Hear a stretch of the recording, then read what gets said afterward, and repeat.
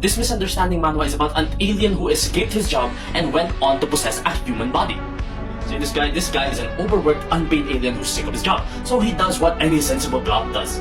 He ditches the gate and escapes to Earth.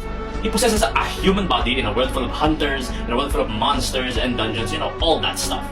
He goes out, he sees chaos, a giant bird is causing a mess. A kid is about to be attacked, so our main man makes a deal with the child. I'm gonna give you a hand if you give me a drink, because the dude woke up in a body that was already starving, alright? Now, here's the problem. The body he gets is a body that already ruined itself.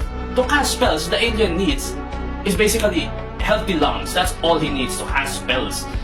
But the problem is the man was a smoker. The man he possessed was a smoker. And so, even after all that, he kills the bird by tricking it. And he takes the kid's juice anyway. This kicks off a journey of an alien trying to fix his host's body to get to the top.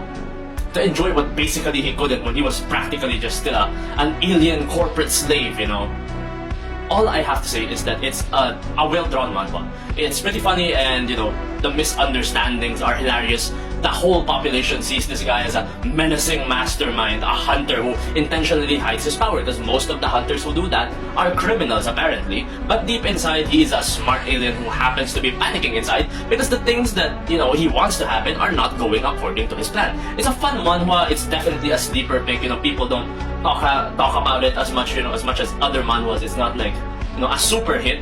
But it's a pretty good manhwa, and I think that you're gonna enjoy it. Just give it a read, give it a try, and yeah.